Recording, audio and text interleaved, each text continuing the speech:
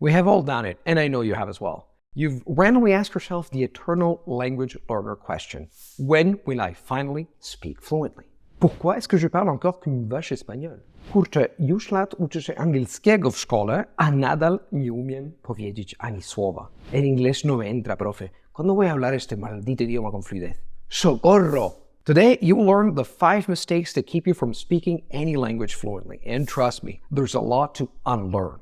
Vamos, pero no a la playa, sino a la fluidez. Mistake number 1, focus on communication, not perfection. Here's a typical scenario. You finish a conversation, no matter if it's with your tutor, a tandem partner, or a native speaker, and immediately think to yourself, did I speak well?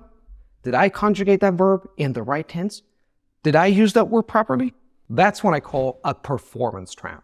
I know where you're coming from. That's exactly what I also did when I first started speaking English with my English tutor. She once told me, Luca, forget about perfection. Focus on saying what is on your mind. La perfección no existe, amigo mío. Communication is about getting your point across. That's it. So, my advice, focus on what you're saying, not how you're saying it. COP, communication over performance. You will hear this word a lot in the next videos. To make it practical for you, challenge yourself to hold meaningful conversations with native speakers about stuff you want to talk about and focus on expressing your ideas. Que mina ni sigis. Speak slowly. It's not a race. One day in 2017, I was having a chat with my Hungarian tutor, Petra. Suddenly, I had this idea. I challenged myself to speak slower for 2 minutes to see what would happen. I thought it would feel weird, and trust me, it did. But it actually helped me focus and come up with simple, concise, and most impressive of all, correct sentences. My pronunciation improved, and my sentences became clear. Hihetetlen. Mitörtent. We tend to speak quickly, hoping it will make us sound more fluent. Something like, hey, what's the matter with you? Why do we do it? Well, for one, we associate speed with native speech. And secondly, we'd also like the other person not to notice our mistakes. In the short term, you might get by. In the long term, you'll have a lot to unlearn, and it's a painful process. Ya no puedo más.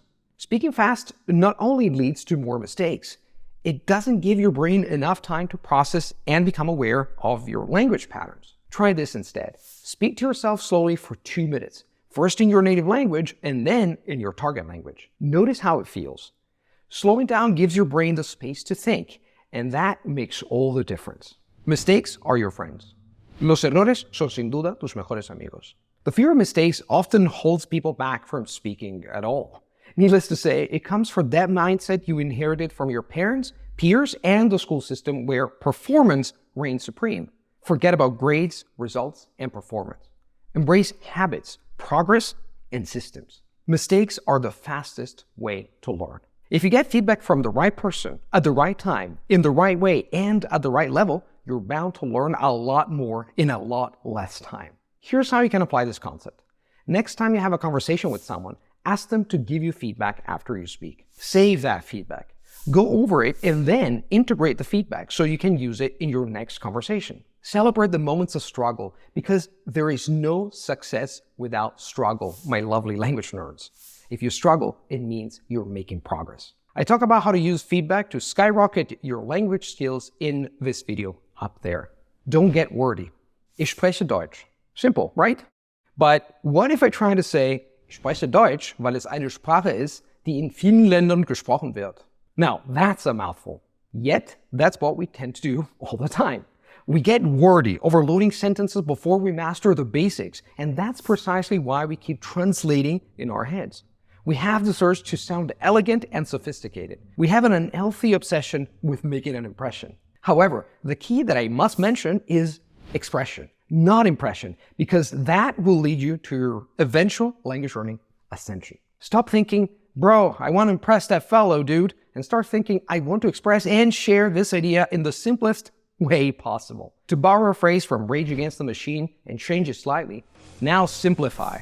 Once you get into the habit of using basic phrases, you will minimize translation in your head and will quickly get into the habit of thinking directly in your target language. If you want to know more, I made this popular video about how to think in any language immediately, and you can find it somewhere up here. Express, don't impress. Break down your thoughts into smaller chunks and master the basics before going all Shakespearean on someone. Any sentence can be broken down into smaller, easier chunks. And who doesn't love to get a little bit chunky and a little bit funky? Trust me, it's easier to do and much, much more effective. Overthinking grammar. Grammar is important, but obsessing over it will kill your dreams of fluency. It's like eating a handful of garlic before you attempt to plan the first kiss on your date. Yikes. Don't believe me, grammar gurus? Here's a quick and fun example to show that grammar is not as important as you think, especially when it comes to communicating, at least at the early stages. I go to church 2 days ago. It sounds wrong, right? But did it cause your ears to bleed? Did your screen crack as a result of its grammatical inaccuracy? No, because you still understood me. The message is perfectly clear. When I was learning Russian, I wanted everything to be grammatically perfect. But taming Russian grammar is no easy task, as it has claimed many unsuspecting victims. In the end, by going grammar first, I wanted to cover my body with tuna meat and go swimming in a sea filled with sharks. Luckily, I didn't do that. I learned to let go of the grammar-heavy approach. By letting go, I was able to focus purely on communicating. As a result, my русский improved tenfold. I started speaking like this. Я говорю русский хорошо. Но теперь я свободно говорю по-русски. И иногда люди даже думают, что я родился в России. Это просто отпад. Now, I've been learning Russian for 15 years. Was it easy? No, but it was fun. Focus on ideas and keywords, getting your point across.